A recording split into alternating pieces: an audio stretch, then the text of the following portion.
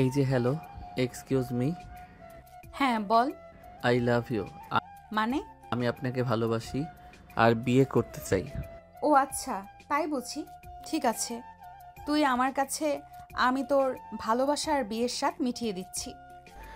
এই বলে নীলা আকাশের গালে ঠাস ঠাস করে কয়েকটা চড় বসিয়ে দিল আর তারপর বলতে লাগলো।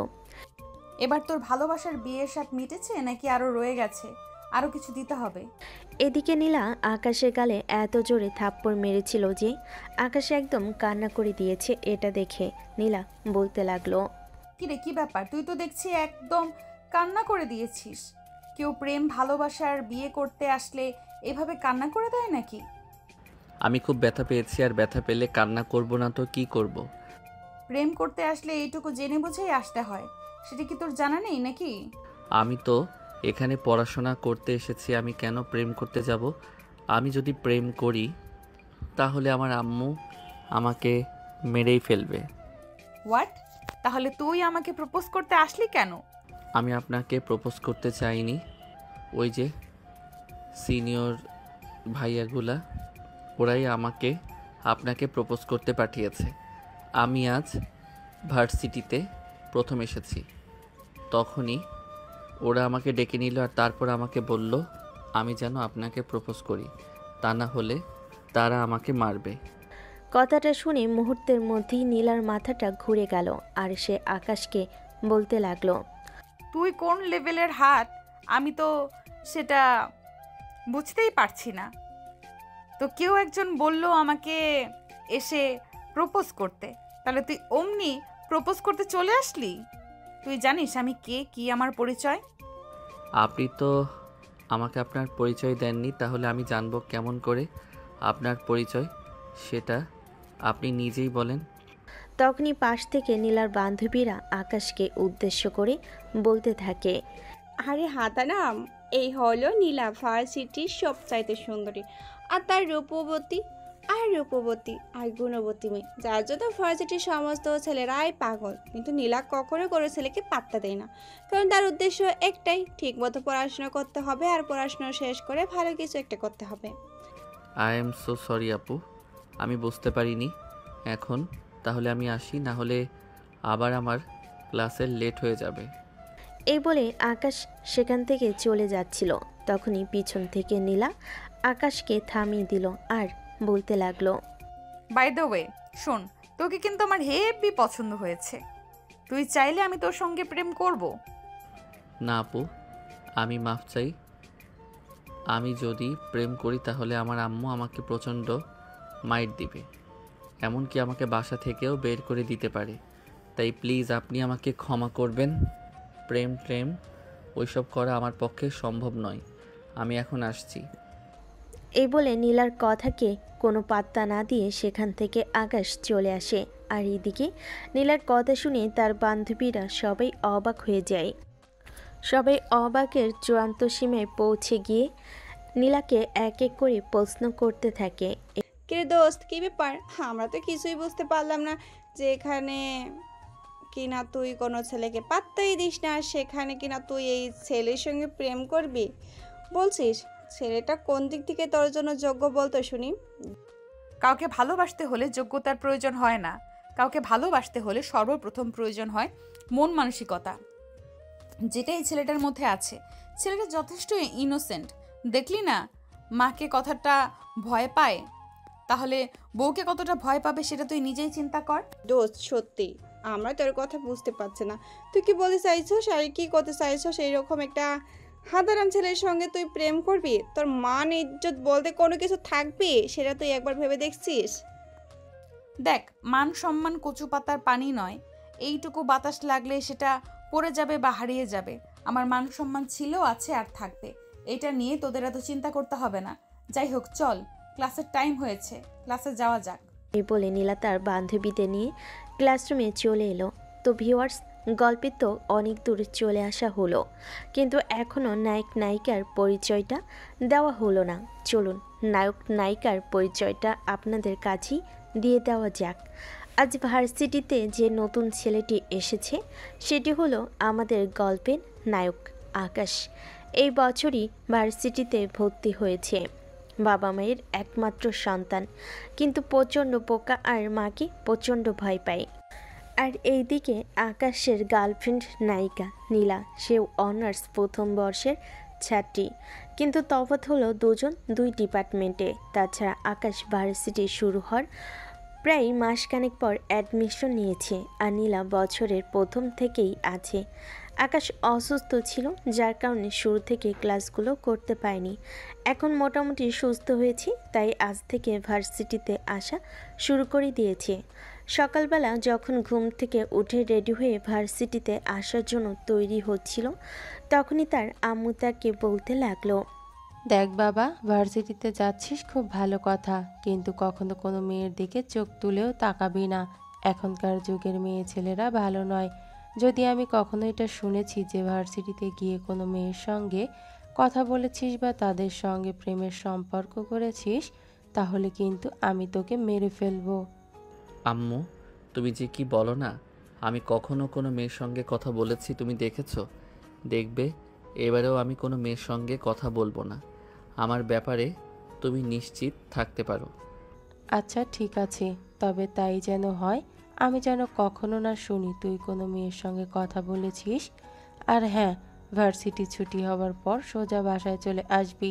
কখনো কোথাও 1 মিনিটও টাইম নষ্ট করবি না, তাহলে কিন্তু আমি খুব রেগে যাব। এটা তোকে বলে দিলাম।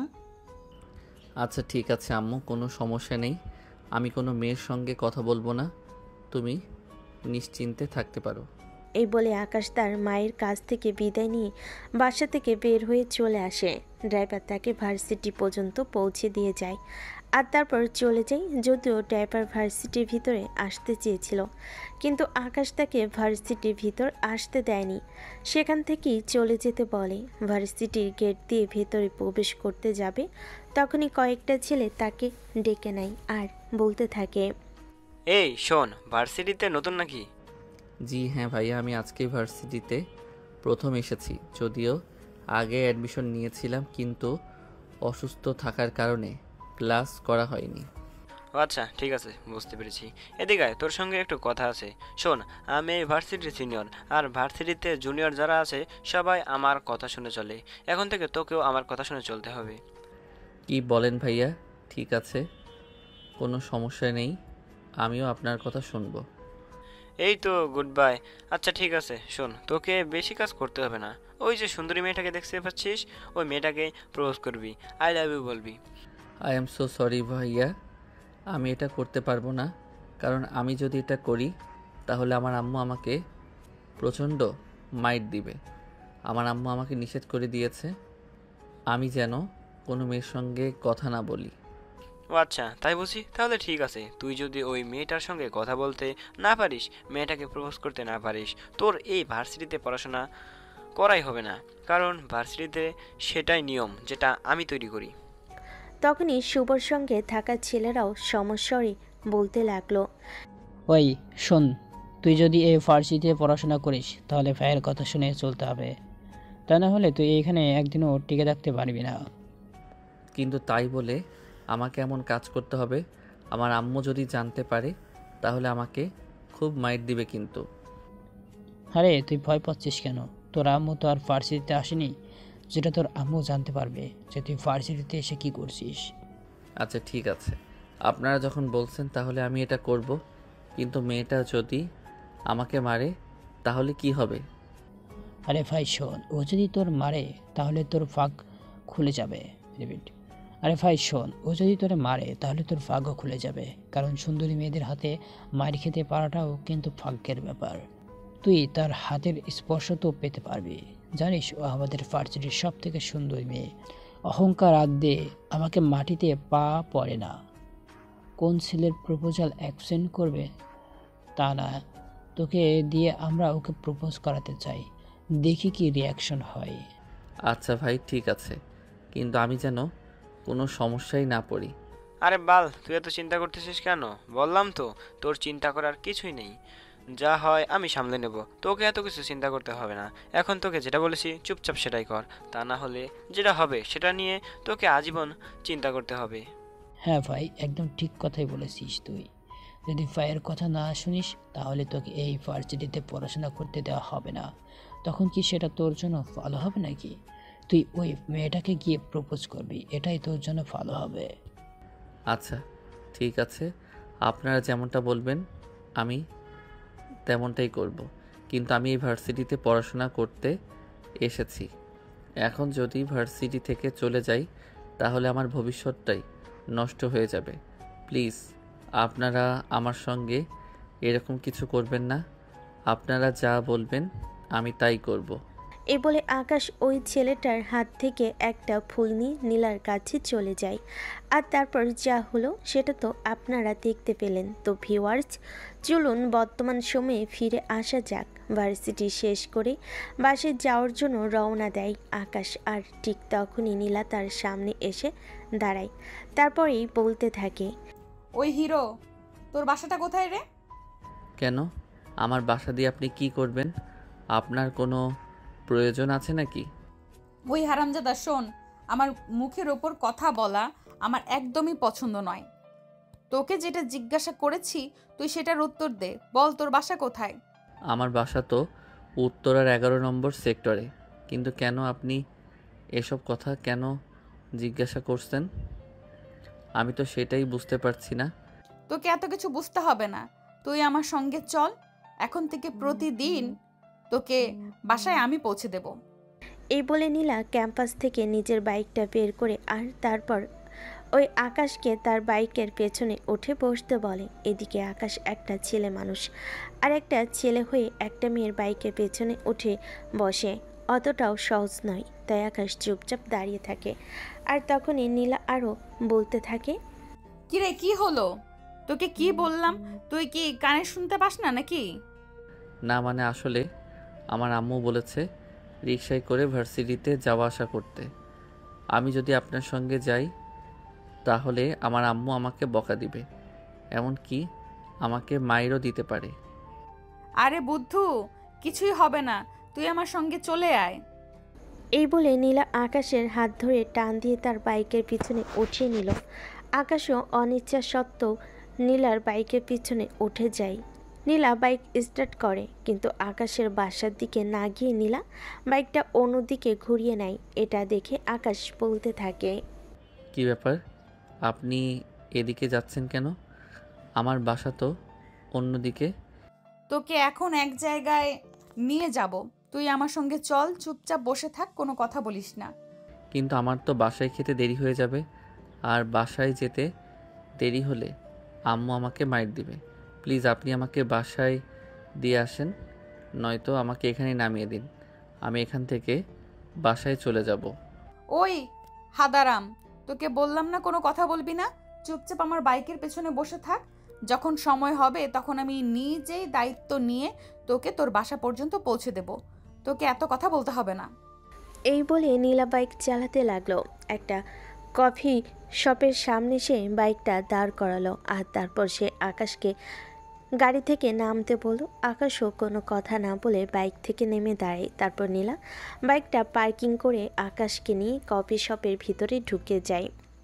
শপের ভিতরে ঢুকে নীলা ওয়েটারকে ডেকে নিয়ে দুজনের জন্য 2 কাপ কফি অর্ডার করলো। আর তারপরই আকাশকে বলতে লাগলো, আচ্ছা, তুই প্রেম করিস? নীলার এমন কথাই আকাশ কিছুটা ঘাবড়ে গেল। আর তোতলাতে তোতলাতে বলতে লাগলো, না মানে আসলে আরে বুদ্ধু, কি বলতে চাইছিস একটু স্পষ্ট করে বল না। তুই এভাবে কথা বললে আমি বুঝবো কি করে? প্রেম করলে আমার আম্মু আমাকে মাইর দিবে, এমনকি বাসা থেকে বের করে দিতে পারে। আচ্ছা ঠিক আছে, আসলেই তোর আম্মু ঠিক কথাই বলেছে, প্রেম করা একদম ভালো নয়। তুই এখন থেকে আমাকে ভালোবাসবি আর আমি তোকে ভালোবাসবো। তারপর দুজন দুজনকে বিয়ে করে একটা সংসার করব। নীলার এমন কথা শুনে আকাশ কিছুটা কাচমাচু হয়ে বলতে থাকে, আমি বিয়ে করব না, আমি আমার আম্মুকে ছাড়া ঘুমাতে পারি না। আকাশের এমন কথা শুনে নীলা হেসেই কুটি হচ্ছে। আর আকাশকে বলছে, ওরে বুদ্ধু, এত বড় হয়েছিস এখনো আমাকে ছাড়া ঘুমাতে পারিস না? তোর মতো ছেলে বিয়ে করলে তো 3 বাচ্চার বাবা হয়ে যাবি। এখনো মাম্মাস বয় হয়ে থাকলে চলবে? এখন তো একা ঘুমানোর অভ্যাস কর, তা না হলে বিয়ের পর বউ আর শাশুড়ি মিলে ঝগড়া করবে তোকে নিয়ে ঘুমানোর জন্য। এই জন্যই তো আমি বিয়ে করব না, কারণ আমার আম্মু প্রচণ্ড রাগী। আমার বউ যদি আমাকে আম্মুর সঙ্গে ঘুমাতে না দেয় তাহলে আমার আম্মু আমাকেই মাইর দিবে। সেজন্য আমি চিন্তা করেছি বিয়ে করব না। বোকাচোদা বলে কি? তুই ছেলে হয়ে জন্ম নিয়েছিস, বিয়ে করবি না করবি? বিয়ে করবি, বউয়ের আদর নিবি, ভালোবাসা নিবি, সংসার করবি, তারপর একটা ছোট বাচ্চা হবে, সব মিলিয়ে খুব সুখের সংসার কাটাবি। আপু প্লিজ এসব কথা বলবেন না। আমার আম্মু শুনলে আমাকে সত্যি খুব বকা দিবে। তাছাড়া বাসায় যেতে দেরি হয়ে যাচ্ছে। প্লিজ আপনি আমাকে বাসায় দিয়ে আসুন। ও আচ্ছা, ঠিক আছে, তাহলে কফিটা শেষ কর, আমি তোকে তোর বাসা পর্যন্ত পৌঁছে দেব। কোনো চিন্তা নেই তোর। তোর আম্মু যদি তোকে বকা দেয় তাহলে সেটা আমি বুঝবো। এই বলে নীলা আর আকাশ দুজনই এই কফি খেতে লাগলো। কফি খাওয়ার শেষ হলে নীলা আবারও আকাশকে নিয়ে বাইকে উঠে গেল। একদম আকাশের বাসার সামনে এনে বাইকটা দাঁড় করালো। আকাশ কিছুটা তাজ্জব বনে গেল। আর তখনই আকাশ নীলাকে বলতে লাগলো, কী ব্যাপার, তুমি আমার ভাষা চিনলে কি করে? আমি যে তোমাকে আমার বাসার ঠিকানা বলেছি। আমি তো তোমাকে আমার বাসার ঠিকানা বলিনি, শুধু বলেছিলাম 11 নম্বর সেক্টর। 11 নম্বর সেক্টরের প্রতিটি বাড়ি আমার চেনা। কোন বাড়িতে কে থাকে না থাকে তাদের সব কিছুই আমি খুব ভালো করেই জানি। কিন্তু তুমি এত কিছু জানো কিভাবে? তোকে এত কথা জানতে হবে না। যা বাসার ভেতরে যা, আর আম্মু কিছু বললে আমার কথা বলে দিস, তাহলেই হয়ে যাবে। এই বলে নীলা বাইক স্টার্ট করে পেছন থেকে চলে আসছিল। তখনই পিছন থেকে আকাশের আম্মু নীলাকে উদ্দেশ্য করে বলতে থাকে, কি ব্যাপার নীলা, তুমি আমার বাসার সামনে থেকে চলে যাচ্ছ? বাসায় আসো। না আন্টি, অন্যদিন আসবো। আর আন্টি, আপনার ছেলেকে আমাদের ভার্সিটিতে ভর্তি করিয়েছেন সেটা বলবেন না? আসলে তুমি তো জানোই আমার ছেলেটা ছোটবেলা থেকেই একটু হাবাগোবা টাইপের। তাছাড়া ছোটবেলা থেকেই বয়েজ স্কুলগুলোতে পড়াশোনা করেছে, এখন ভার্সিটিতে ভর্তি হয়েছে। বছরের শুরুর দিকে একটু অসুস্থ ছিল, তাই বেশ কয়েকদিন ক্লাস করতে পারেনি। আর আজকে থেকে ক্লাসে গিয়েছে।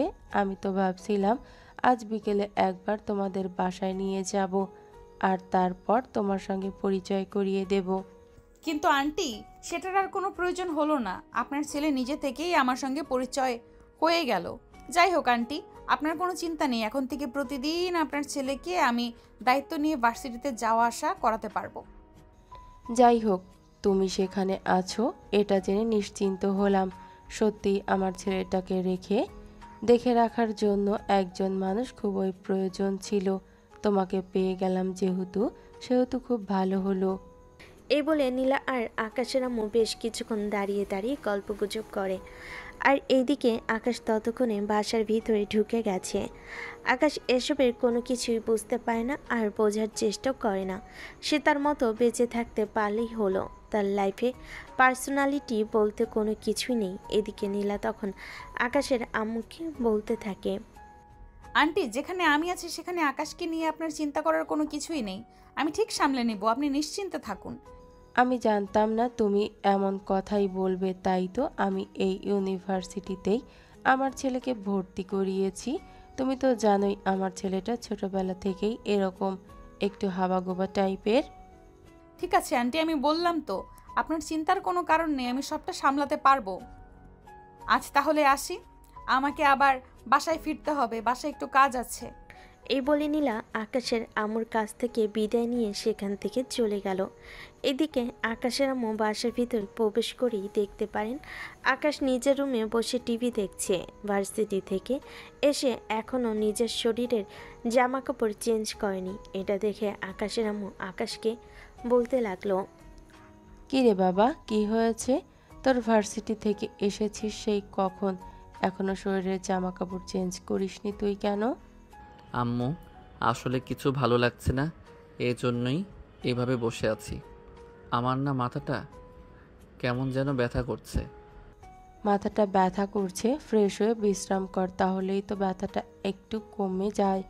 কিন্তু তুই সেটা না করে রুমে বসে বসে টিভি দেখছিস। টিভি দেখলে তো মাথা ব্যথা আরও বেশি বাড়বে। আম্মু, ওই মেয়েটাকে, তুই মেয়েটার সঙ্গে এতক্ষণ ধরে কথা বললে কেন? ও ও আমাদের প্রতিবেশী তোমার রহমান আঙ্কেলের মেয়ে।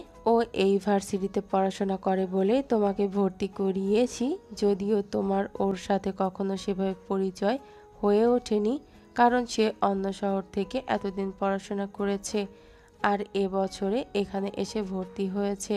যাই হোক, আমি ওকে বলে দিয়েছি ও সব সময় তো খেয়াল রাখবে। আর হ্যাঁ, ও যে কথা বলে সেটা তুমি মেনে চলবে, কথাটা মনে থাকে যেন। ও আচ্ছা আম্মু, ঠিক আছে। আচ্ছা ঠিক আছে, তাহলে যাও ফ্রেশ হয়ে আসো, আমি তোমাকে খাবার দিচ্ছি। খাবার খেয়ে কিছুক্ষণ বিশ্রাম নাও, তাহলে শরীর ঠিক হয়ে যাবে।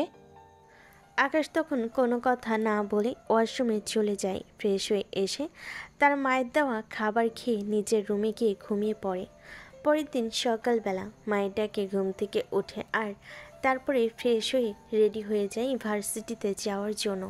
বাসার গেটের সামনে দাঁড়াতেই দেখতে পেল নীলা মোটরসাইকেল নিয়ে দাঁড়িয়ে আছে। আকাশকে দেখা মাত্রই নীলা বলতে লাগলো, ও তুমি চলে এসেছো, ভালোই হয়েছে। আমি তো ভেবেছিলাম তুমি হয়তো এখনো ঘুম থেকেই ওঠোনি, তাই হয়তো তোমার জন্য আমাকে লেট করতে হবে। তাড়াতাড়ি বাইকে উঠে বসো, ভার্সিটি টাইম হয়ে গেছে।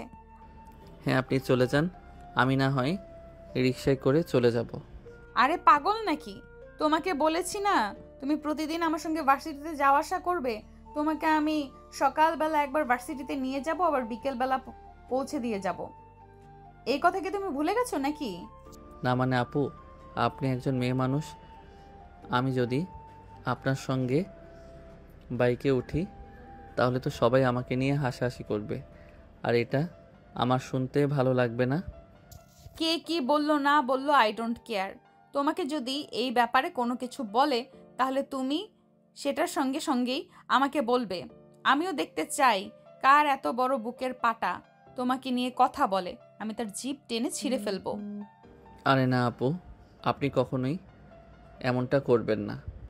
আমি চাই না আমার জন্য আপনি কোনো ঝামেলা করুন। তাছাড়া আমি নিজেও সবসময় সব রকম ঝামেলা থেকে দূরে থাকতে চাই। তাহলে আর কোনো কথা নয়, চুপচাপ বাইকের পেছনে উঠে বসো। আকাশ তখন কোনো কথা না বলে নীলার বাইকের পিছনে উঠে বসলো আর তারপর নীলা আকাশকে নিয়ে ভার্সিটিতে চলে আসে। এভাবেই চলতে থাকে তাদের প্রতিদিনকার রুটিন। দেখতে দেখতে প্রায় বছরখানেক সময় কেটে গেল। নীলা ও আকাশ দুজনেই অনার্স সেকেন্ড ইয়ারে পড়াশোনা করছে। ভার্সিটির নতুন এডমিশন শুরু হয়েছে, ক্যাম্পাসে নতুন স্টুডেন্টদের আগমন। হঠাৎ সেদিন আকাশ নিজের ক্লাসরুমের দিকে যাচ্ছিল, তখনই একটা মেয়ে আকাশের সামনে এসে দাঁড়ায় আর তারপর আকাশকে উদ্দেশ্য করে মেয়েটা বলে, হাই হ্যান্ডসাম, কেমন আছো? এক্সকিউজ মি, আপনি কি আমাকে কিছু বলছেন? হ্যাঁ, এখানে তো সুদর্শন পুরুষ বলতে শুধু তুমিই আছো, তাই আমি তো তোমাকেই বলছি। আমার দিকে তাকিয়ে দেখো, আমাকে কেমন দেখাচ্ছে?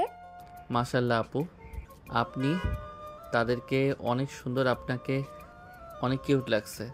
তাহলে চলো না, আমরা দুজন প্রেম করি, আমাদের দুজনকে একসাথে খুব ভালো মানাবে। আরে এসব আপনি কি বলছেন? আপনি একটা মেয়ে মানুষের এসব কথা আমাকে বলতে একটু লজ্জা করছে না? ও কি যে বলো না তুমি, তোমাকে আমার ভালো লেগেছে, তোমাকে আমি ভালোবেসে ফেলেছি। এখন তোমার সঙ্গে আমি সম্পর্ক করতে চাই, তাহলে আমার লজ্জা করবে কেন? আর এছাড়া ভালোবাসা কি খারাপ কিছু নাকি?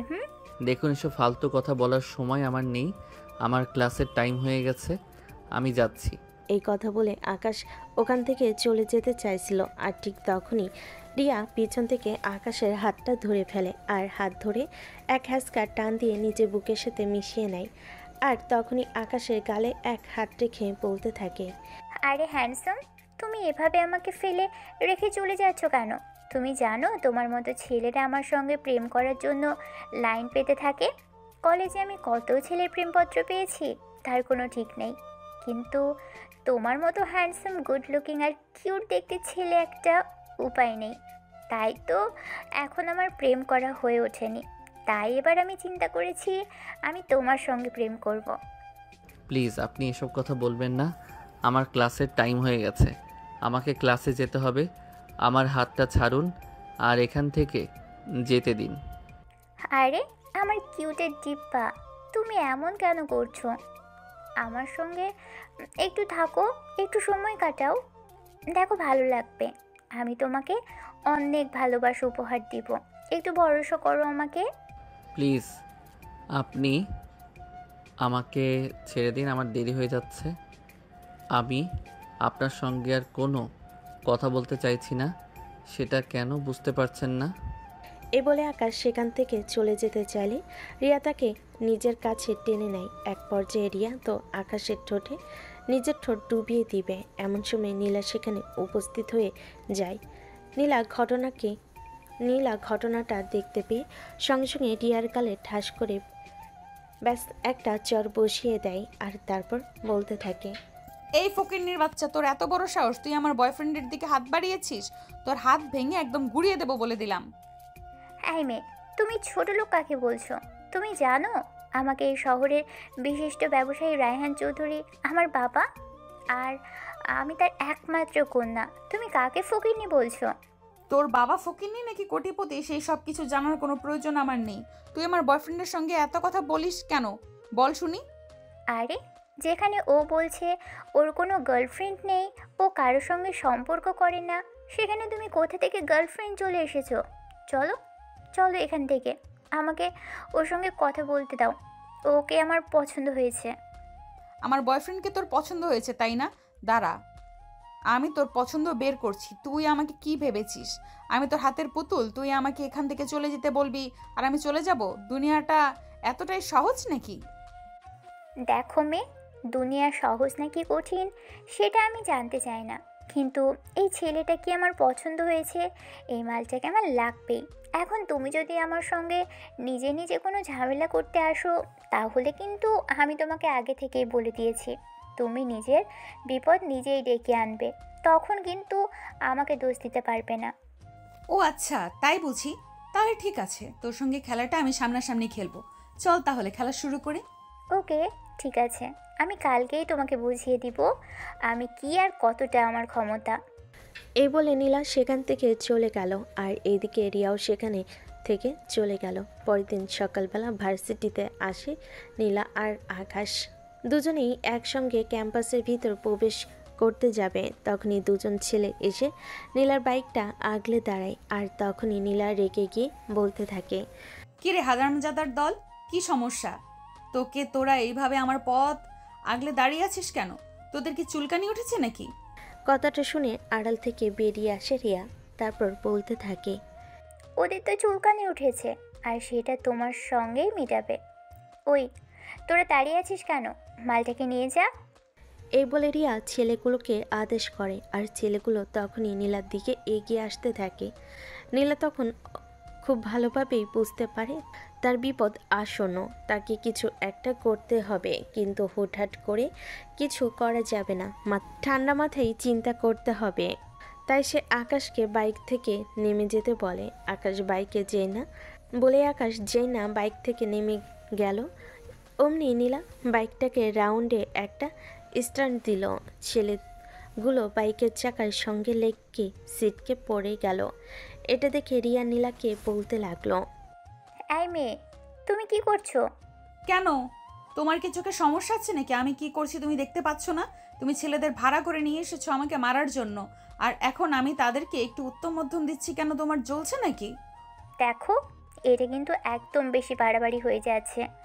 আমি কিন্তু প্রিন্সিপালের কাছে তোমার নামে বিচার দিব, তখন কিন্তু তোমাকে পস্তাতে হবে, এটা আমি তোমাকে বলে দিলাম। নীলা এই কথা শুনে রিয়াকে উদ্দেশ্য করে বলতে থাকে, ও আচ্ছা, তাই বুঝি। ঠিক আছে, কোনো সমস্যা নেই।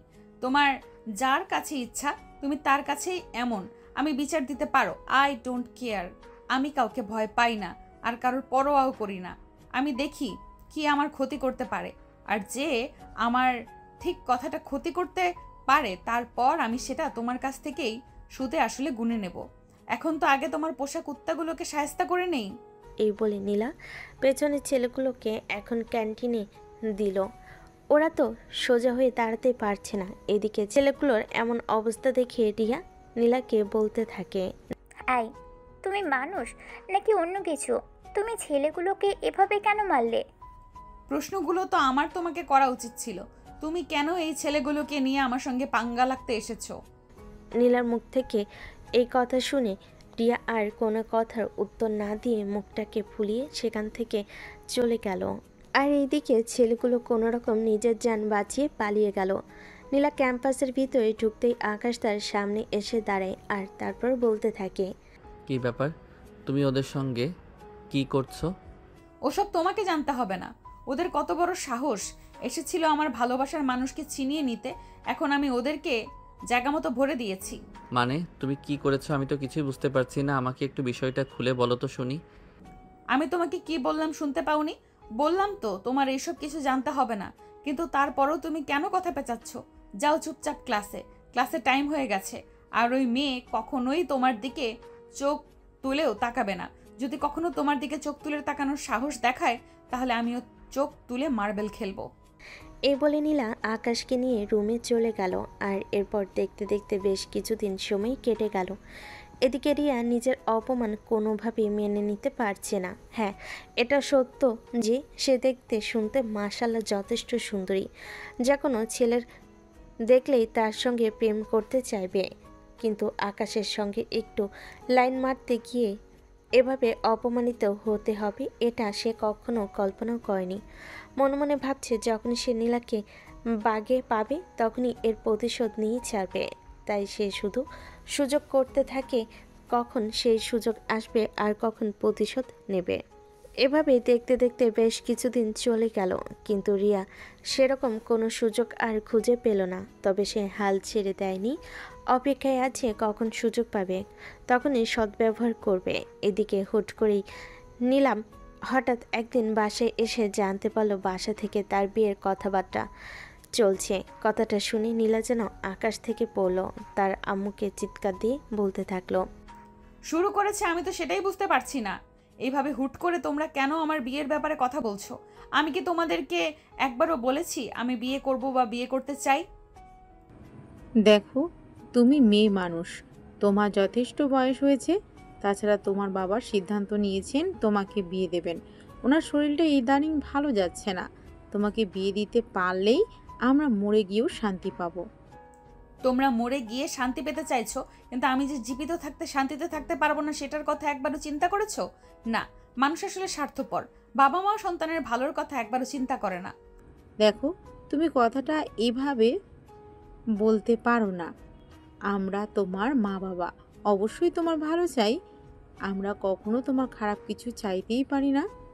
তোমরা আমার কতটা ভালো চাও সেটা তো দেখতেই পাচ্ছি। সবে মাত্র অনার্স সেকেন্ড ইয়ারে পড়াশোনা করছি, আর এখনই তোমরা আমাকে জোর জবরদস্তি করে বিয়ে দিয়ে দিতে চাইছো। তোমরা তো জানো আমি পড়াশোনা করতে কতটা ভালোবাসি। এই মুহূর্তে আমি আমার পড়াশোনা নিয়েই থাকতে চাই, বিয়ে শাদী নিয়ে কোনো চিন্তা করতে চাই না। এই কথা শুনে বেশ কিছুক্ষণ চুপ করে থাকেন নীলার আম্মু। আর তারপর নীলার কাছে এসে নীলার মাথায় হাত বুলিয়ে দিতে দিতে বলতে থাকেন, দেখো মা, আমরা মেয়ে মানুষ, জীবনে এমন অনেক কিছু হয় যেগুলো আমাদেরকে ইচ্ছা না থাকলেও মেনে নিতে হয়। তোমাকেও সেটাই করতে হবে। তোমার বাবা যখন সিদ্ধান্ত নিয়েছেন তিনি তোমাকে বিয়ে দেবেন, তখন আমি বলবো এটা মেনে নেওয়াই বুদ্ধিমানের কাজ। তোমরা যাই কিছু বলো না কেন, আমি তোমাদের বুদ্ধিমান হয়ে বাঁচতে চাই না। আমি আমার মতো একটু স্বাধীনভাবে বেঁচে থাকতে চাই, যেখানে আমি আমার মতো কিছু একটা করতে পারবো। প্লিজ তোমরা আমাকে কোনো জোর জবরদস্তি করবে না। কথাটা বলে নিজের রুমের দিকে চলে যাচ্ছিল নীলা। তখনই পিছন থেকে তারা আম্মু বাসায় ঢুকতে ঢুকতে বলতে থাকে, দেখো, সবসময় তোমার ইচ্ছে মতো সবকিছু হবে না। আমি এখনো বেঁচে আছি, আর আমার সিদ্ধান্ত মেনে নিতে তুমি বাধ্য। কিন্তু আব্বু। আর কোনো কিন্তু নয়, তৈরি হয়ে নাও। কিছুক্ষণের মধ্যে পাত্রপক্ষ তোমাকে দেখতে চলে আসবে। আমি চাই না তুমি সেখানে কোনো ঝামেলা করো। নিজের রুমে চলে যায়। আর এদিকে নীলা নিজের রুমে বসে বসে ভেবে পায় না। এদিকে পাত্রপক্ষ চলে এসেছে নীলাকে দেখার জন্য। নীলা ততক্ষণ রুমের দরজা বন্ধ করে মায়ের ডিভাইস আছে যেটাতে মেহমান চলে এসেছে এটা দেখে নীলার বাবা নীলার আম্মুকে বলল, কি ব্যাপার, নীলা কোথায়? সে এখনো ড্রয়িং রুমে আসেনি কেন? আমি কি করে বলবো বলো?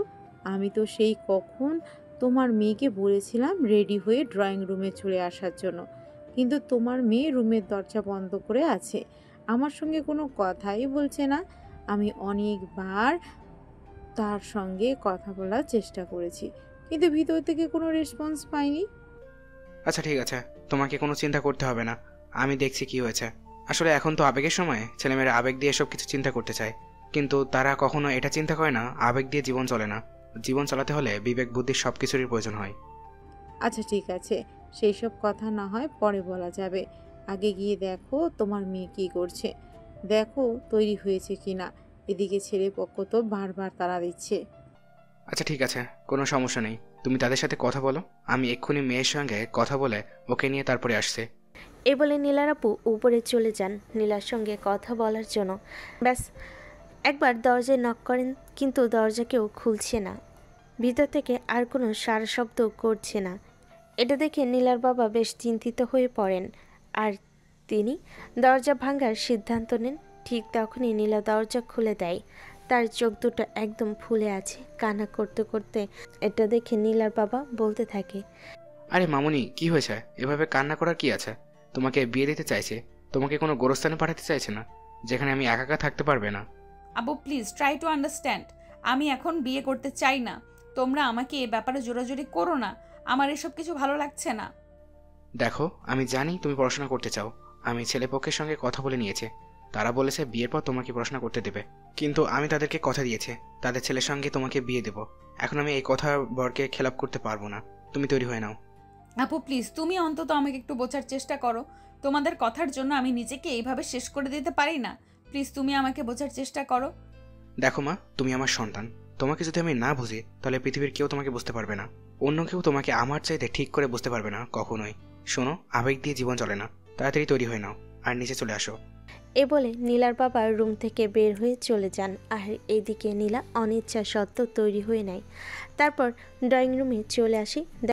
দেখাদেখির পর্ব শেষ হতেই চলল। পাত্রপক্ষ জামের মেয়েকে তাদের পছন্দ হয়েছে, তার সব কিছুর মধ্যেই বিয়ের সাজ শেষ করতে চায়। আর এই কথা অনুযায়ী নীলার মাথায় যেন আকাশ ভেঙে পড়ল। সে কি করবে কিছুই বুঝতে পারছে না।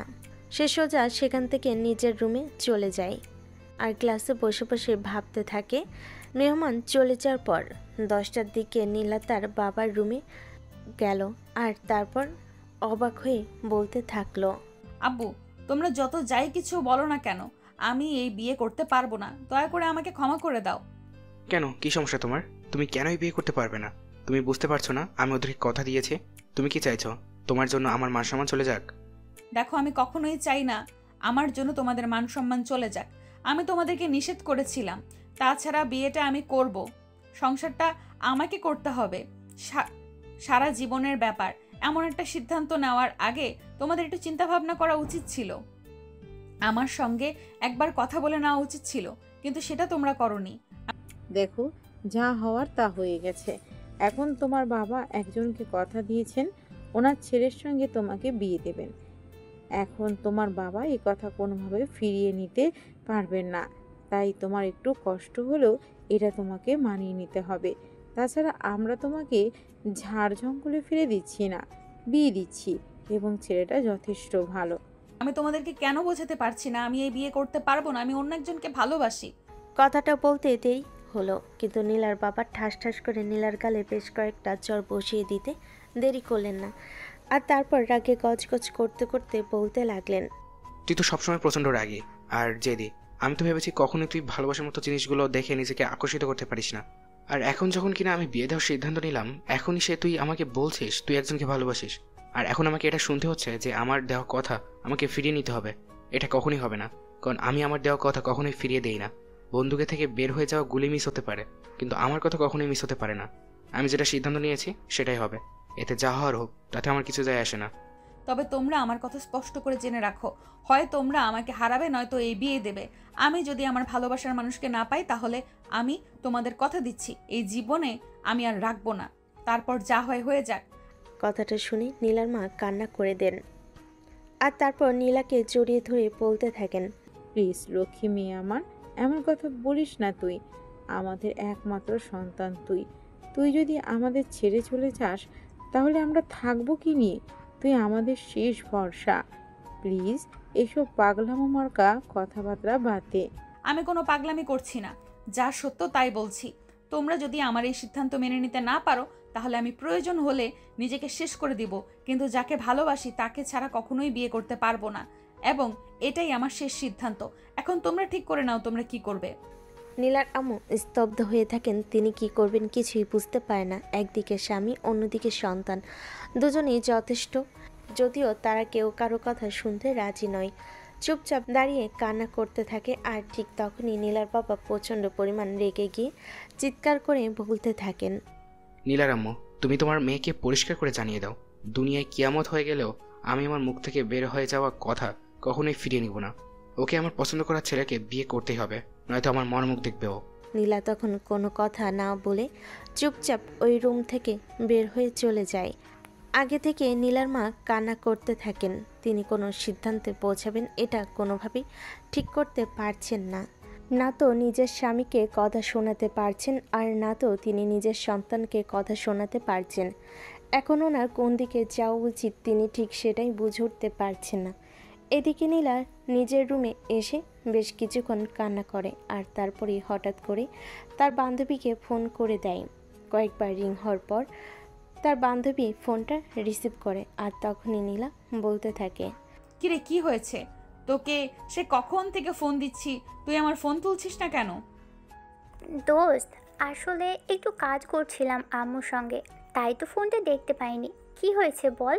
তাছাড়া তোর কণ্ঠ এমন শোনাচ্ছে কেন? দোস্ত, আমি একটা বিশাল সমস্যায় পড়েছি। আমি বুঝতে পারছি না কিভাবে এই সমস্যা থেকে উঠে আসব, আর কিভাবে এই সমস্যা থেকে নিজেকে পরিত্রাণ দেব। তোর কি হয়েছে আর তুই কি বলতে চাইছিস? আমি সত্যিই বুঝতে পারছি না। খুলে বল, খুলে বল আমাকে কি হয়েছে, তা না হলে আমি বুঝবো কি করে? দোস্ত, তুই তো খুব ভালো করেই জানিস আমি আকাশকে কতটা ভালোবাসি। এটা তো নতুন কিছু নয়। আমি না পুরো ভার্সিটির সবাই জানি তুই আকাশকে ঠিক কতটা ভালোবাসিস। এখন নতুন কি হয়েছে সেটা খুলে বল শুনি। আমার বাবা আমার বিয়ে ঠিক করেছে, আর বাবা পরিষ্কার জানিয়ে দিয়েছে আমি যদি তার পছন্দ করা ছেলেকে বিয়ে না করি তাহলে সে আত্মহত্যা করবে। আমাকে তার মরা মুখ দেখতে হবে। বল এখন আমি কি করব? কথাটা শুনে কয়েক মুহূর্তের জন্য স্তব্ধ হয়ে যায় হৃদয়। হৃদয় এসে কি বলবে কিছুই ভেবে পাচ্ছে না। আসলে এরকমটা হয়ে থাকে বাঙালি পরিবারগুলোতে।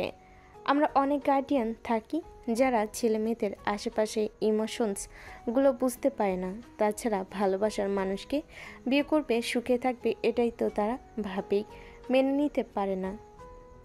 রীতি নীলাকে কি বলে সান্ত্বনা দেবে সেটাই ভেবে পায় না, একদম চুপ করে থাকে। তখনই নীলা আবারও রীতিকে বলতে থাকে, কিন্তু দোস্ত, কি হয়েছে? তুই আমার কথাটার কোনো উত্তর দিচ্ছিস না, এইভাবে চুপচাপ কেন আছিস? কিছু তো অন্তত বল আমাকে। আমি কি করব? আমার কি করা উচিত? আমি তো নিজেই বুঝতে পারছি না কি করা উচিত। এখন তোকে কি করে বলি বল আমাকে। আরে তুই আমার বেস্ট ফ্রেন্ড, কিছু তো অন্তত একটা বল যেটা করলে আমি উপকার পেতে পারি। বেশ কিছুক্ষণ চুপ করে থাকে, আর তারপরে যদি নীলাকে বলতে থাকে, দোস্ত, আমার মাথায় যেটা এসেছে সেটা তোকে বললে তুই করতে পারবি কি না আমি সেটা বুঝতে পারছি না, আর সেটা বলাও তোকে উচিত হবে কি না সেটাও আমি ভেবে পাচ্ছি না। কিন্তু এই মুহূর্তে আমার মাথায় এটাই আসছে। তুই যদি কিছু মনে না করিস তাহলে আমি তোকে এটা বলতে পারি। আরে দোস্ত, আমি কিছুই মনে করব না। কি বলবি বল আমাকে। আমি শুধুই এই সব কিছু থেকে পরিত্রাণ পেতে চাই, আর আকাশকে আমার জীবনে পেতে চাই। এর জন্য আমাকে যাই কিছু করতে হোক আমি তাই করতে রাজি আছি। তুই কয়েক বছরের জন্য বাড়ি থেকে চলে যা দূরে কোথাও, যেখানে গেলে তোর মা বাবা তোর সঙ্গে চাইলেও যোগাযোগ করতে পারবে না, আর তোকে ফিরিয়ে নিতে আসতেও পারবে না। ততদিনে আকাশ অনেকটাই বড় হয়ে যাবে, পড়াশোনা শেষ করবে, ছোটোখাটোভাবে একটা চাকরি করতে পারবে। তখন দুজনে বিয়ে করে সুখে শান্তিতে সংসার করিস। হ্যাঁ দোস্ত, তুই এটা একদম ঠিক কথাই বলেছিস। এটা তো আমার মাথাতেই আসেনি। আমি বাড়ি থেকে চলে যাব অনেক দূরে, যেখানে গেলে কেউ আমাকে খুঁজে পাবে না, এমনকি আকাশও না। কি বলিস? তোরা দুজনে দুজনকে ভালোবাসিস। আকাশ যদি তোকে খুঁজে নাই পায় তাহলে সে কি বসে থাকবে তোর অপেক্ষায়? হয়ে যাক ভালোবাসার এটাই না হয় পরীক্ষা। সে আমাকে কতটা ভালোবাসে সেটাই আমি জানতে চাই। যদি সে তখন আমার অপেক্ষাতে থাকে তাহলে আমি বুঝে নিব সে আমায় সত্যিই ভালোবাসে। আর যদি আমি চলে আসার আগে এসে অন্য কাউকে বিয়ে করে নেয়, তাহলে আমি ভেবে নিব সে কখনোই আমার ছিল না, আর ভালোবাসা তো অনেক দূরের কথা। হ্যাঁ দোস্ত, এটা তো একদম ঠিক কথাই বলেছিস। তবে হ্যাঁ শোন, তোকে আমি আরও একটা কথা বলেছি, এভাবে হুট করে পাশে থেকে চলে যাস না। কয়েকটা দিন সময় দে, আঙ্কেল আন্টির সঙ্গে আবারও ভালো করে কথা বল। আকাশের ব্যাপারে আঙ্কেল আন্টিকে বল, দেখ তারা কি বলে। তাদেরকে বলে আর কি লাভ আছে? তারা তো স্পষ্ট করে জানিয়ে দিয়েছে আমি যাকেই ভালোবাসি না কেন এতে তাদের কোনো কিছুই যায় আসে না। তারা যে ছেলের সঙ্গে আমার বিয়ের সম্বন্ধ করেছে, আমাকে সেই ছেলেকেই বিয়ে করতে হবে। এখন বল তাদেরকে আমি আর কি বলতে পারি? সে তারা যাই বলুক না কেন, আকাশকে তো তারা সবাই খুব ভালো করেই চেনে। আকাশের মতো ছেলের কাছে মেয়ে বিয়ে দেওয়া মানে ভাগ্যের ব্যাপার। তুই তোর আব্বু আম্মুর সঙ্গে কথা বল, আকাশের মতো ছেলে হয় না, নিশ্চয়ই তারা এই ব্যাপারটা বুঝবে। শুধু শুধু নিজে ছোট ভাবো, আর কোনো কিছুই লাভ হবে না। আরে দোস্ত, তোকে যেটা বলেছি তুই সেটা একবার করেই দেখ। লাভ লসের হিসেব তো পরে করা যাবে, কিন্তু আগে একবার দেখে নিতে ক্ষতি কি? আচ্ছা ঠিক আছে, কোনো সমস্যা নেই। তুই যখন এত করে বলছিস তাহলে আমি অবশ্যই আব্বু আম্মুর সঙ্গে কথা বলবো, আর তারপর যা হয় হবে। বলে নীলা আর রিধি দুজনে কথা বলা শেষ করে আর এদিক ওদিক দিন সকালবেলা যখন সবাই টেবিলে নাস্তা করতে বসেছিল তখনই নীলা তার আব্বুকে এ ব্যাপারে বলে, আব্বু, আমি তোমাকে কিছু বলতে চাই, প্লিজ তুমি একবার আমার কথাটা শোনো, তারপর তোমাকে আর কিছুই বলবো না। আচ্ছা ঠিক আছে, বলো কি বলবে। আমার আবার এত সময় নেই, অফিসের কাজ আছে, অফিসে যেতে হবে। আসলে আব্বু, তোমাদের কাছে সবকিছু ইম্পর্টেন্ট, শুধু আমি ছাড়া। আসলে আমার কি মনে হয় জানো, তোমাদের মতো মা বাবার ঘরে জন্ম নিলেই আমি জীবনের সবচেয়ে বড় ভুল করেছি। নীলা, তুমি তোমার আব্বুর সামনে বসে কথা বলছো, এটা কিন্তু ভুলে যেও না। হ্যাঁ আম্মু, সেটা আমার একদম মনে আছে। আমি একদম কোনো কিছুই ভুলে যাইনি, আর এত সহজে আমি ভুলে যাওয়ার মতো মেয়েও নই। আমার সব কিছুই মনে থাকে, এবং অনেক দিন সময় ধরে মনে থাকে। যাই হোক, ওসব কথা এখন না বলি। আমি এখন তোমাদেরকে যেটা বলতে এসেছি সেটাই আগে বলি, এবং তারপর তোমাদের যা ভালো মনে হয় তোমরা তাই করো। তখন আর তোমাদের আমি কিছুই বলবো না। হ্যাঁ, আমি তো সে কখন থেকে তোমাকে বলছি, তুমি কি বলতে চাও সেটাই বলো, অন্য কথা বলে কোনো লাভ নেই। আমি তোমাদেরকে বলেছিলাম আমি একজনকে ভালোবাসি, কিন্তু তোমরা একটাবারের জন্য জানতেও চাইলে না আমি কাকে ভালোবাসি। কি এমন ক্ষতি হতো তোমাদের যদি তোমরা একবার আমার কাছে জানতে চাইতে আমি কাকে ভালোবাসি? হয়তো এমনও হতে পারতো আমি তাকে পছন্দ করি, তোমরাও তাকে পছন্দ করতে পারো। যদিও কখনো এমনটা হবে না, কারণ তুমি তোমার বাবাকে খুব ভালোভাবে জানো। তোমার বাবা মুখ থেকে যখন একটা কথা বের করে তখন আর কোনোভাবে সেই কথা ফিরিয়ে নেন না। কিন্তু তারপরেও তুমি আমার সন্তান, তাই তোমাকে একটা সুযোগ দিচ্ছে। বলো তুমি কাকে পছন্দ করতে?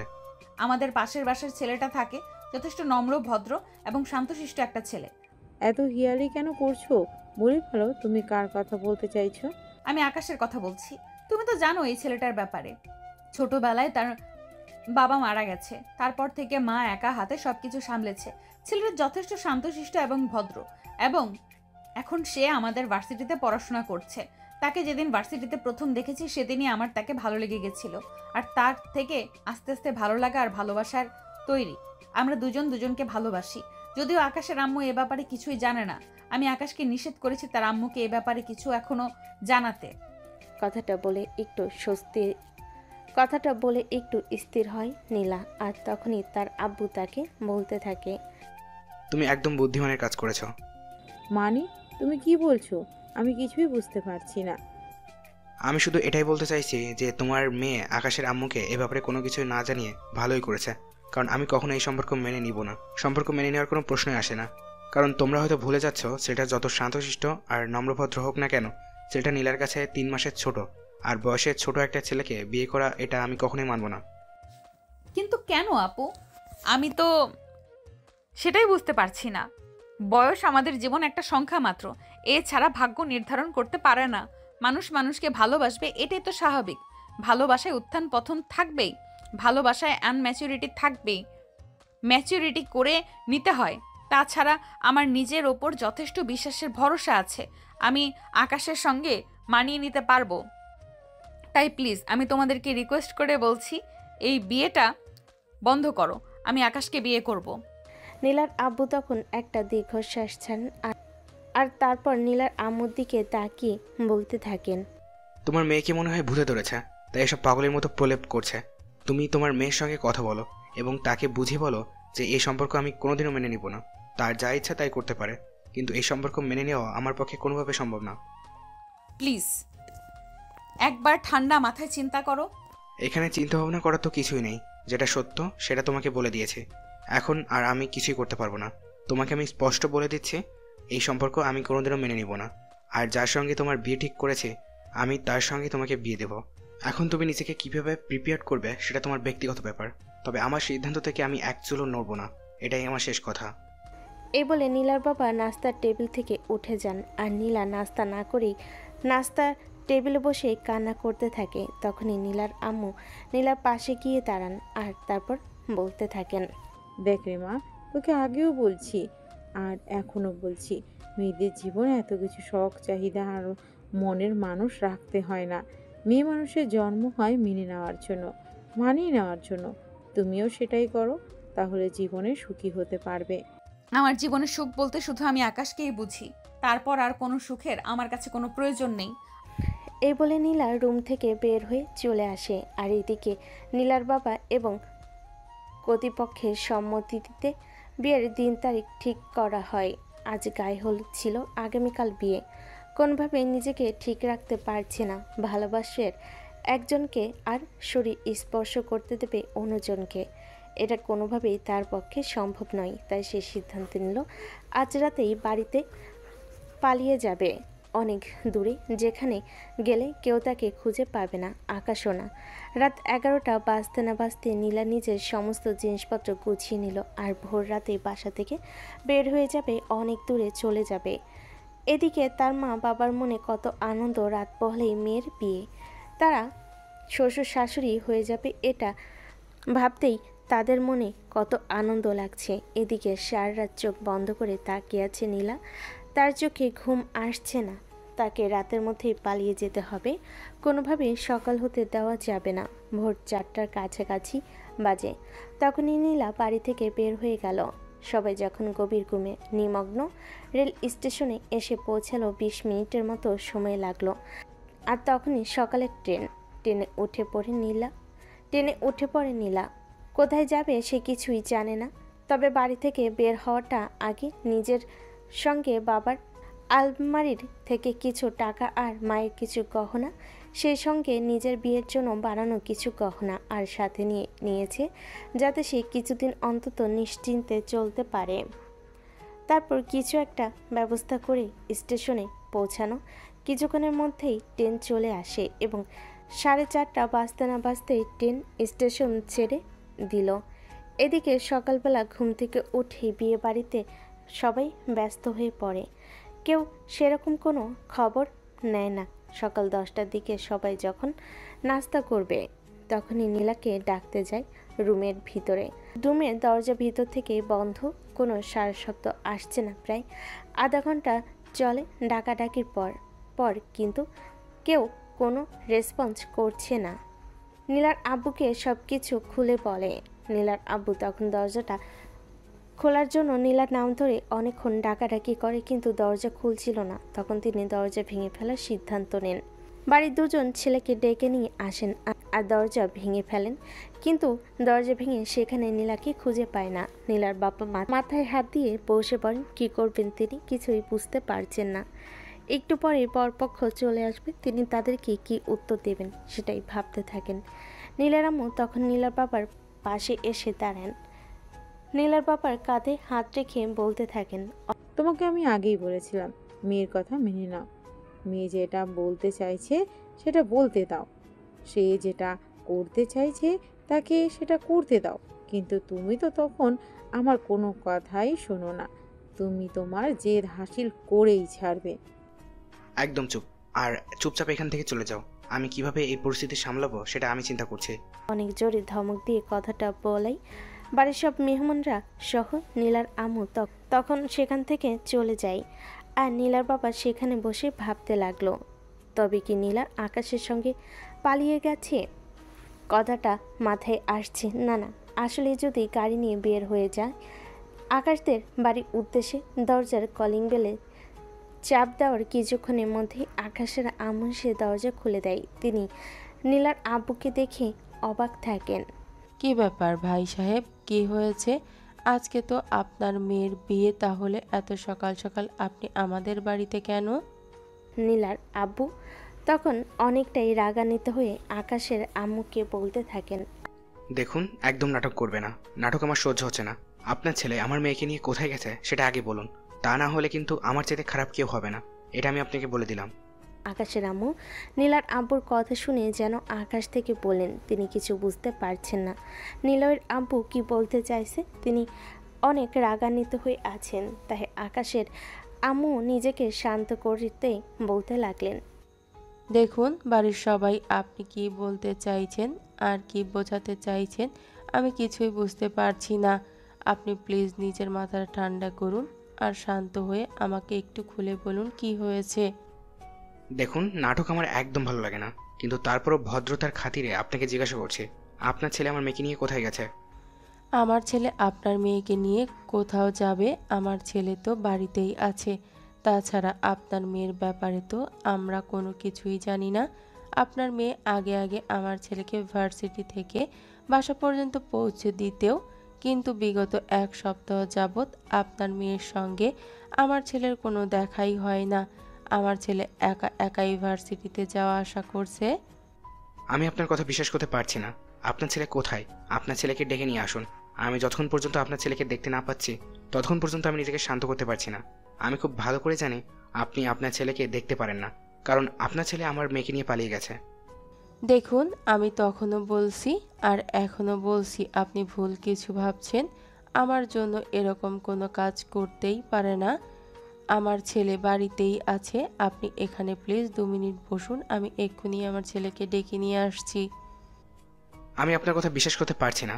আপনার ছেলে কোথায়? আপনার ছেলেকে ডেকে আনুন। আমি আপনার বাড়িতে বসতে আসিনি। আপনি আমার সিচুয়েশনটা অবশ্যই বুঝতে পারছেন।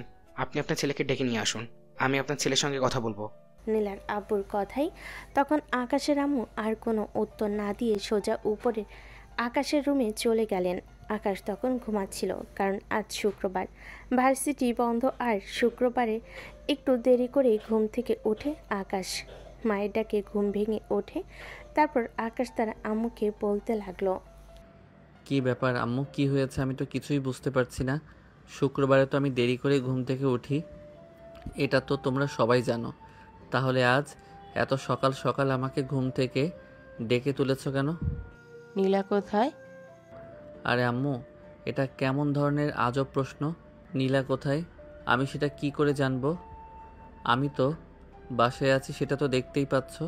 তাছাড়া বিগত কয়েকদিন ধরে নীলার সঙ্গে আমার দেখা সাক্ষাৎ আর কথা কোনোটাই হয় না, তাই তার ব্যাপারে আমি কোনো কিছুই জানি না। দেখো, আমি খুব ভালো করে জানি তুমি সব কিছু জানো, কারণ নীলা তোমার সঙ্গে দিনের বেশিরভাগ সময় কাটায়। তাই চুপচাপ বলে দাও নীলা কোথায় আছে। প্লিজ আম্মু, তুমি আমার কথা বিশ্বাস করো। নীলা কোথায় আছে, কোথায় গেছে, সেই সব ব্যাপারে আমি কোনো কিছু জানি না। আমি যেটুকু জানি সেইটুকু তোমাকে বলছি। নীলার ব্যাপারে আমি কিছুই জানি না। আচ্ছা ঠিক আছে, তাহলে তুমি আমার সঙ্গে চলো। ড্রয়িং রুমে নীলার আব্বু অপেক্ষা করছে। উনি সন্দেহ করছেন তুমি নীলাকে নিয়ে পালিয়ে এসেছো, তাই উনি আমাদের বাড়িতে এসেছেন তোমার সঙ্গে দেখা করতে। চলো আমার সঙ্গে, উনি ড্রয়িং রুমে আছেন। এসব তুমি কি বলছো? নীলা কোথায় গেছে আর কোথায় যেতে পারে? আমি তো কিছুই বুঝতে পারছি না। নীলার কি মাথা খারাপ হয়ে গেছে নাকি যে সে কোথাও চলে যাবে? তাছাড়া সে কোথাও যেতে যাবে কেন? আমি অত কিছু জানি না, জানতেও চাই না। তোমাকে যেটা বলেছি সেটাই করো। তুমি চলো আমার সঙ্গে ড্রয়িং রুমে। নীলার আব্বু অপেক্ষা করছে তোমার সঙ্গে কথা বলার জন্য। আকাশ তখন আর কোনো কথা না বলে চুপচাপ শুয়ে পড়ে। তার আম্মুর সঙ্গে ড্রয়িং রুমে চলে আসলো। ড্রয়িং রুমে নীলার আব্বু বসে আছে। আকাশকে দেখেই উঠে দাঁড়ালো আর তারপর সামনে এসে তার শার্টের কলার ধরে বলতে লাগলো। কিরে, আমার মেয়েকে কোথায় লুকিয়ে রেখেছিস বল। আঙ্কেল প্লিজ আপনি আমার কলারটা ছাড়ুন। আপনাকে নিয়ে কোথায় আছে আমি সত্যি কোনো কিছু জানি না। তার সঙ্গে বেশ কয়েকদিন ধরে আমার কোনো কথা হয় না। সে ভার্সিটিতেও যায় না, তাহলে আমি তার সঙ্গে যোগাযোগ করব কিভাবে? দেখ, আমার মেয়ের বিয়ের সম্বন্ধ ঠিক হওয়ার পর আমার মেয়ে বলেছে সে তোকে ভালোবাসে, আর তুইও তাকে ভালোবাসিস। আর বিয়ের আগের দিন রাতে সে বাড়ি থেকে পালিয়ে গেছে।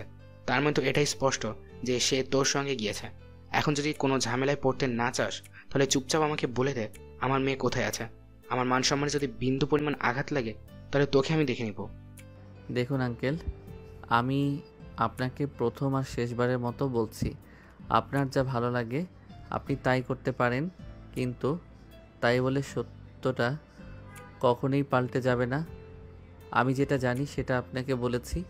নীলা কোথায় আছে আমি সত্যি কোনো কিছু জানি না। তার সঙ্গে আমার কোনো যোগাযোগ নেই, কোনো কথা হয়নি এই কয়েকদিনের ভেতর। এখন আপনি যদি আমার কথা বিশ্বাস করতে না পারেন তাহলে সত্যি আমার কোনো কিছুই করার নেই। আই এম সো সরি, আমাকে ক্ষমা করতে পারেন। এই বলে আকাশ এখানে আর এক মুহূর্ত দেরি না করে নিজের রুমে চলে গেল। আর মনে মনে ভাবতে লাগলো, তবে কি নীলা সত্যি বাড়ি ছেড়ে কোথাও চলে গেছে? হ্যাঁ, এটা তো সত্যি যে সে নিজেও মনে মনে নীলাকে অনেকটাই ভালোবাসে। মনে মনে কেন বলছি, তাদের দুজনের ভালোবাসার প্রকাশ হয়েছিল যেটা ভার্সিটির সবাই জানতো। তবে নীলা কোথায় আছে কে জানে এই ব্যাপারে কোনো কিছু। এসব নিজের রুমে বসেই ভাবছিল নীলা। আকাশ কোনো কুল কিনারা খুঁজে পাচ্ছে না। আকাশ নিজের রুমে এসে নীলার সমস্ত বান্ধবীদেরকে ফোন দিল, কিন্তু কেউ তাকে এ ব্যাপারে কোনো সহযোগিতা করতে পারল না। সে রুমে বসে বসে নিজেই রান্না করে নিল নীলার জন্য। আর মনে মনে একটা মায়া তো আছেই, তবে নীলা কেন তাকে ছেড়ে চলে গেল? নীলা যদি অন্য একটা ছেলেকে বিয়ে করতে নাহি চাই, তবে অন্য একটা ছেলেকে বিয়ে করতে নাই পারতে, তাহলে এই কথা আকাশকে বলেই তো ঝামেলা মিটে যেত। কিন্তু কি দরকার শুধু শুধু এভাবে হুট করে কোথাও একটা চলে যাওয়ার, সবাইকে এতটা চিন্তিত ফেলে দেওয়ার। নীলার বাবা তখন হতাশ মনে বাড়িতে ফিরে আসেন। ড্রয়িং রুমের সোফায় মাথায় হাত দিয়ে বসে আছেন বাড়ির সব আত্মীয় স্বজন। চারপাশ থেকে ঘেরাও দিয়ে বসে আছে নীলার বাবা। কি বলবে সেটাই শোনার জন্য নীলার মা নীলার বাবার পাশে এসে বসেন, তারপর কাঁধে হাত রেখে বলতে থাকেন, কি হলো, মেয়ের ব্যাপারে কোনো খোঁজ খবর পেলে? আমি তো তার সমস্ত বন্ধু বান্ধবের কাছে ফোন করেছি, কিন্তু কেউ এই ব্যাপারে আমাকে কোনো তথ্য দিতে পারলো না। তাহলে আমি কি করে তোমাকে কি বলি বলো তো? আমি তো সব জায়গায় খুঁজেছি, সবার সঙ্গে যোগাযোগ করার চেষ্টা করেছি, কিন্তু কোথাও কোনো ক্লু পাচ্ছি না যেটা দিয়ে আমি আমার মেয়েকে খুঁজে বের করতে পারি। তাহলে এখন কি হবে? আমি তো সেটাই ভেবে পাচ্ছি না। তুমি কিছু ভেবেছো কি? অত কিছু চিন্তা করার সময় আমার নেই। কপালে যা আছে তা হবেই। আল্লাহ কপালে যা লিখে রেখেছেন তা আজ না হোক কাল হবে, তাতে আমার বিন্দুমাত্র পরিমাণ কষ্ট নেই। কিন্তু এখন আমি ছেলেপক্ষ থেকে জবাব যখন পত্রপক্ষ নিয়ে আমার বাড়িতে আসবেন, তখন আমিও তাকে কি বলে বিদায় জানাবো? ওরা তো মনে হয় অলরেডি রাস্তা পর্যন্ত চলে এসেছে। আমি তো সেটাই মনে মনে ভাবছি। এখন আমরা কি করব আর কি করা উচিত? আমরা এখন তাদের সামনে কোন মুখ নিয়ে দাঁড়াবো আর তাদেরকে কি বলে বিদায় করব? এসব চিন্তা করতে করতে প্রায় দুপুর হয়ে এলো। এতক্ষণে প্রায় পার্থক্য বাড়ির কাছাকাছি চলে এসেছে, কিন্তু বাড়িতে কোনো আয়োজন নেই। সবাই একদম নিশ্চুপ হয়ে দাঁড়িয়ে আছে। কেউ কারোর সঙ্গে কথা বলছে না, কেউ কারোর কথাই কোনো উত্তর দিচ্ছে না। সবাই একদম স্তব্ধ। হঠাৎই বাড়ির সামনে গাড়ির আওয়াজ শোনা গেল। কারোর বুঝতে বাকি রইল না বরপক্ষ চলে এসেছে। এখনই নিশ্চয়ই একটা হাঙ্গামা বেঁচে উঠবে। এসব চিন্তা করতে করতে সবাই বাড়ির গেটের দিকে পা বাড়ালো। হ্যাঁ, সত্যি সত্যি বরপক্ষ চলে এসেছে। নীলার বাবার টেনশন যেন আরও বাড়তে লাগলো। কোনোরকম ছেলেপক্ষকে বাড়ির ভিতরে এনে বসানো হলো। ছেলেপক্ষ মেয়ের বাড়ির এরকম নিস্তব্ধতা দেখে মনে মনে সন্দেহ করতে লাগলো। আর এইদিকে নীলার বাবা তখনই ছেলের বাবাকে ডেকে একটু সাইডে নিয়ে গেলেন। ছেলের বাবার সন্দেহ যেন আরও তীব্র থেকে তীব্রতর হতে লাগলো। তিনি ছেলের বাবাকে আড়ালে ডেকে নিয়ে তার হাত দুটো ধরে বলতে লাগলো, ভাই সাহেব, আপনাকে আমি কি বলবো কিছুই ভেবে পাচ্ছি না, কিন্তু আমার কিছুই করার নেই। আমি খুবই দুঃখিত। আপনি কি বলতে চাইছেন? আমি কিছু বুঝতে পারছি না। প্লিজ আমাকে খুলে বলুন। আমার তো চিন্তা হচ্ছে আপনার হাবভাব দেখে। কি হয়েছে বলুন তো শুনি। আমি সত্যি কথা বলার ভাষা হারিয়ে ফেলেছি। আমার সঙ্গে এরকম কিছু হবে, এটা হবে আমি কল্পনাও করতে পারিনি। আপনার কাছে কোন মুখ নিয়ে আমি ক্ষমা চাইবো সেটাও ভেবে পাচ্ছি না। তবে কি সেরকমটাই হয়েছে যেরকমটা আমি মনে মনে আন্দাজ করছি? আমি জানি না আপনি মনে মনে কি আন্দাজ করেছেন, কিন্তু যেটা ভাবছি সেটা আমার বলতেও লজ্জা করছে। আমি কি করে বলি আপনাকে? আমার মেয়েকে সকাল থেকে কোথাও খুঁজে পাওয়া যাচ্ছে না। সব জায়গায় খোঁজখবর নেওয়া শেষ, কিন্তু কেউ আমার মেয়ের ব্যাপারে কোনো কিছুই জানে না।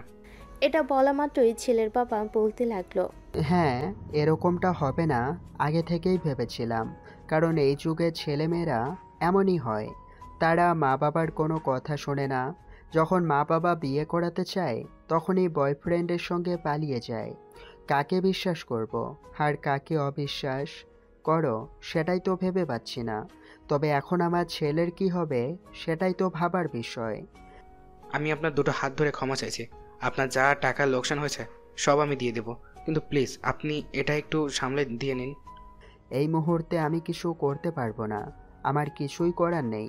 কারণ আমার ছেলে এখানে বিয়ে করতে এসেছে, বউ নিয়ে বাড়িতে যাবে। এখন আমি তাকে কিভাবে গিয়ে বলবো তোমার বউ অন্য ছেলের সঙ্গে পালিয়ে গেছে? কথাগুলো নীলার বাবার জন্য কতটা লজ্জাজনক ছিল তিনি নিজেই বুঝতে পারছিলেন না। অতঃপর তিনি নিজের দিকে সংযত রেখে বলতে লাগলেন, দেখুন ভাই সাহেব, আমার মেয়ের কোনো ছেলের সঙ্গে রিলেশন নেই। সে শুধু আমাকে এটুকু বলেছিল সে এই মুহূর্তে বিয়ে করতে পারবে না, কিন্তু আমি আপনাকে কথা দিয়েছিলাম এই মুহূর্তে আপনার ছেলের সঙ্গে আমার মেয়ের বিয়ে দিব। আর তাকে জোর করতে গিয়েই আমার সঙ্গে এই অ্যাক্সিডেন্ট হয়ে গেছে। সো প্লিজ আপনি আমার মেয়েকে নিয়ে কোনো বাজে মন্তব্য করবেন না। আমার মেয়ে যেখানে আছে একাই আছে। আপনাদের যা ক্ষয়ক্ষতি হয়েছে তার ক্ষতিপূরণ আমি দেব, কিন্তু আমার মেয়েকে নিয়ে কোনো বাজে কথা আমি সহ্য করব না। শোনেন, আর বড় ভোগ করে কথা বলবেন না। যা হবার তা তো হয়ে গেছে, ক্ষতি তো আমার হয়েছে, আপনাদের হয়নি। এই যে এতগুলো মেহমান নিয়ে ছেলের শ্বশুর বাড়িতে এসেছি, আর এখন খালি হাতে ফিরে যেতে হবে। এটা আমার জন্য কতটা অপমানজনক সেটা শুধুমাত্র আমি বুঝতে পারছি, আপনাদের বোঝার ক্ষমতা নেই এসব। নীলার বাবা মাথা নিচু করে সব কিছু শুনছিল, কারণ এই মুহূর্তে তার আর কোনো উত্তর দেওয়ার কিছুই নেই। কি উত্তর দেবেন তিনি? আর কি বা উত্তর দেওয়ার আছে? নিজের আলমারি থেকে 10 লক্ষ টাকা এনে ছেলের বাবার হাতে তুলে দিল, আর ছেলের বাবা তখন সেটা হাতে নিয়ে কোনো রকমে বাড়ি থেকে বিদায় নিল। এরপর কেটে গেছে দীর্ঘ 3 বছর। ইতিমধ্যে নীলাকে ভুলতে শুরু করেছে, কিন্তু একটা মানুষের মনে এখনও নীলার নাম সারাটা হৃদয় জুড়ে আছে। সে চাইলেও 1 সেকেন্ডের জন্য সেই নামটা ভুলতে পারেনি, আর এটা হলো আকাশ। হ্যাঁ ভিউয়ার্স, আপনারা একদম ঠিকই শুনেছেন। নীলা চলে যাওয়ার পর আকাশ কেমন যেন হয়ে গেছে। এমনিতেই আকাশ যথেষ্ট শান্তশিষ্ট, নম্র, ভদ্র একজন ছেলে। আর নীলা চলে যাওয়ার পর থেকে একদম নিশ্চুপ হয়ে গেছে। কেউ তাকে চর্মেরও চলে গেল টু শব্দটুকু করে না, বরঞ্চ সেটা মুখে বুঝে সহ্য করে নেয়। যার যা ভালো লাগে সে তাই করে। আকাশ কারোর কথার কোনো উত্তর দেয় না। তবে পড়াশোনায় আগে থেকে যথেষ্ট মনোযোগী হয়েছে আকাশ। অনার্স ফার্স্ট ইয়ারে ডিভিশনে ফার্স্ট ক্লাস পেয়ে পাশ করেছে, আর পাশ করার পরপরই ভালো একটা কোম্পানিতে ভালো বেতনে চাকরিও পেয়ে গেছে। আজ আকাশ যাবে তার কোম্পানির হয়ে বড় একটা কোম্পানির সঙ্গে ডিল করতে। সেজন্য সকালবেলা ঘুম থেকে উঠেই তাড়াহুড়ো করে তৈরি হয়ে গিয়েছে, আর তার মা তার জন্য ডাইনিং টেবিলে নাস্তা বানিয়ে অপেক্ষা করছে। আকাশ নাস্তার টেবিলে বসা মাত্রই তার মা তাকে নাস্তা এগিয়ে দিল। আকাশ খেতে খেতে তার আম্মুকে বলল, আম্মু দোয়া করো, আজ একটা বড় কোম্পানির সঙ্গে ডিল ফাইনাল করতে যাব। যদি আমি এই দিনটা ফাইনাল করতে পারি তাহলে কোম্পানির পক্ষ থেকে আমাকে মোটা অঙ্কের একটা প্রমোশন দেওয়া হবে। হ্যাঁ অবশ্যই, তুমি আমার সন্তান, তোমার কোনো সব সময় আমার দোয়া মাথার ওপর থাকবে। আমি সব সময় দোয়া করি তুমি তোমার সব কাজে সফল হও। কিন্তু আম্মু, একটা কাজে তো আমি পরাজয়ী রয়ে গেলাম। এখনো পর্যন্ত আমি আমার সেই মানুষটাকে খুঁজে পেলাম না। আজ 3 বছরের বেশি সময় কেটে গেল, কিন্তু এত খোঁজার পরেও তার কোনো খোঁজ আমি পেলাম না।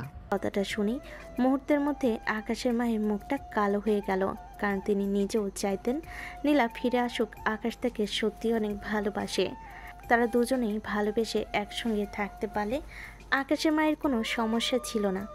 আকাশের মা তখন আকাশকে বলতে থাকেন, দেখ বাবা, যা জীবন থেকে হারিয়ে গেছে তা নিয়ে আফসোস করো না। যেটা চলে যাওয়ার সেটা চলে গেছে, নিশ্চয়ই আল্লাহ তোমার জন্য ভালো কিছু রেখেছে। এই সব কিছু এখন অন্তত ভুলে যাও, ভবিষ্যতের দিকে ফোকাস করো। আল্লাহ যা কপালে রেখেছে সেটা মেনে নাও। আম্মু, যাকে আমি মন থেকে ভালোবেসেছিলাম তাকে ভুলে যাওয়া আমার জন্য অতটাও সহজ নয়। যতটা সহজ করে তুমি বলছো, তাকে আমি আমার নিজের জীবনের চাইতে অনেক বেশি ভালোবাসি। আমি জীবনের শেষ মুহূর্ত পর্যন্ত তার জন্য অপেক্ষা করব। সে যদি কখনো আমার কাছে ফিরে আসে, অবশ্যই আমি তাকে গ্রহণ করব। আমি সত্যিই জানি না আদৌ জীবনে এমন কোনো দিন আসবে কি না, তবে তোমার জন্য অবশ্যই আমার শুভকামনা থাকবে। তুমি তোমার লক্ষ্যে পৌঁছাও, তুমি তোমার মনের মানুষকে খুঁজে পাও, ভালোবাসাকে খুঁজে পাও, তাকে নিয়ে ভালো থাকো। কারণ তুমি আমার একমাত্র সন্তান। আমার কাছে আমার সন্তানের ভালো থাকাটাই সবচাইতে আগে। কারণ আমি আর 5টা বাবা মায়ের মতো নই যে নিজের যে হাসিল করতে গিয়ে সন্তানের জন্য খারাপ কিছু করে বসবো। কথা বলতে বলতে আকাশের খাওয়া শেষ হয়ে গেল। সে তার মায়ের কাছ থেকে বিদায় নিয়ে বাসা থেকে বের হয়ে পড়ল। উদ্দেশ্য, প্রথমে অফিসে যাবে, তারপর ক্লায়েন্টের মিটিংয়ে। অফিসে এসে নিজের প্রয়োজনীয় সকল ডকুমেন্ট নিজের সঙ্গে নিয়ে নিল আর তারপর বের হয়ে পড়ল অফিস থেকে। বের হয়ে একটা 5 স্টার হোটেলের সামনে এসে দাঁড়ালো। এখানেই আজ মিটিং হবে নতুন ক্লায়েন্টের সঙ্গে, যিনি দেশসেরা 10টি কোম্পানির একটি কোম্পানির ওনার। কিছুক্ষণের মধ্যেই তার মোবাইলে একটা কল আসলো, আর সেই কলটা পাওয়া মাত্রই হোটেলের ভিতর চলে গেল ভিআইপি রুম। সেখানে তার মতো আরও কয়েকজন অপেক্ষা করছে, যারা এই ডিলটা নিজেদের কোম্পানির জন্য নিয়ে যেতে চায়। কিন্তু আকাশ আজ প্রতিজ্ঞা করে এসেছে, যেভাবেই হোক এই ডিলটা নিজের কোম্পানির জন্যই নিবে আর নিজের একটা মোটা অঙ্কের প্রমোশন করাবে। প্রায় 1 ঘন্টা ধরে বসে আছে তারা সবাই একই রুমে। অনেকক্ষণ পর একজন স্যুট পরিহিত মহিলা, চোখে সানগ্লাস, চুলগুলো ছোট ছোট করে কাটা, কপালের অর্ধেকটা ঢাকা পড়ে আছে। চেহারা ঠিকমতো বোঝা যাচ্ছে না, তবে হাত পা দেখে মনে হচ্ছে যথেষ্ট সুন্দরী। রুমের ভিতর প্রবেশ করে আকাশের দিকে হাঁ করে তাকিয়ে আছে। আকাশের দিকে এমনভাবে তাকিয়ে আছে, আকাশ এসব ভেবে অনেকটা ভরকে গেল। গলায় কাশি দিয়ে বসে পড়ার চেষ্টা করলো। তখনই মেয়েটা আকাশের সামনে এসে দাঁড়ায়, আকাশের কাঁধে হাত রেখে বলে, আকাশ, তুমি এখানে? কণ্ঠস্বরটা আকাশে অনেক দিনের চেনা, তাই আর চিনে নিতে কষ্ট করতে হলো না। এটা নীলা। আকাশ তখনই নীলাকে সবার সামনে জড়িয়ে ধরে আর বলতে থাকে, নীলা, এতদিন তুমি কোথায় ছিলে? তুমি জানো, তোমাকে আমি পাগলের মতো সারা শহর জুড়ে খুঁজেছি, কিন্তু কোথাও পাইনি। সবার কাছে তোমার ব্যাপারে জিজ্ঞাসা করেছি, কিন্তু কেউ আমাকে কোনো কিছুই বলতে পারেনি।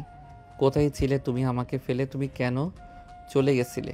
তুমি জানতে না তোমাকে আমি পাগলের মতো ভালোবাসি? তাহলে কেন করলে তুমি আমার সঙ্গে এমন? নীলা তখনও আকাশকে শক্ত করে জড়িয়ে ধরে আর বলতে থাকে, আই এম সো সরি জান, আমাকে তুমি ক্ষমা করে দাও। এই যে আমি তোমার কাছে চলে এসেছি সারা জীবনের জন্য।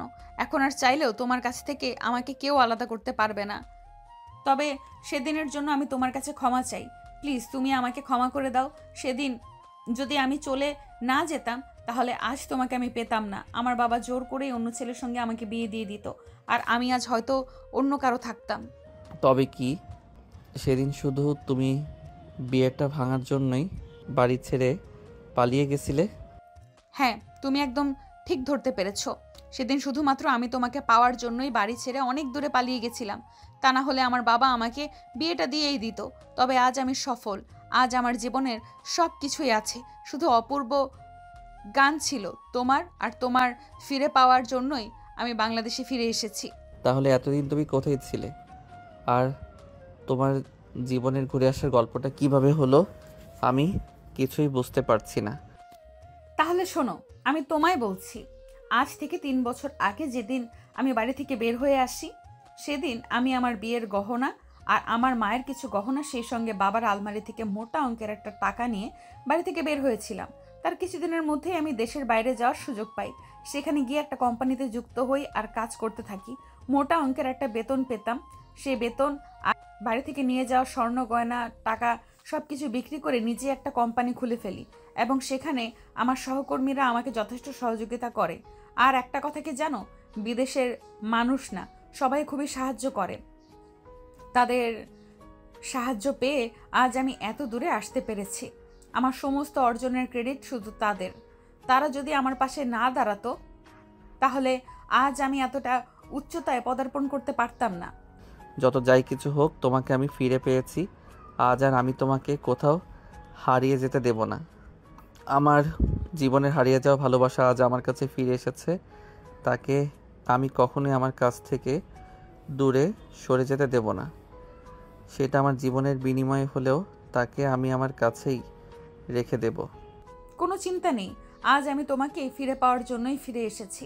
তোমাকে আমার কাছ থেকে কেউ দূরে সরাতে পারবে না। তো ফ্যামিলি না তো এই সমাজ। তাহলে সেদিন কেন আমাকে ফেলে চলে গেছিলে? তুমি আমার কাছে চলে যেতে, আমি তোমাকে নিয়ে অনেক দূরে চলে যেতাম। সেখানে দুজনে ছোট্ট একটা সংসার করতাম। আমি চাইলেই সেদিন এটা করতে পারতাম, কিন্তু তোমার মাকে এখানেই থাকতে হতো, কারণ এখানে তোমাদের ব্যবসা এবং সব কিছু।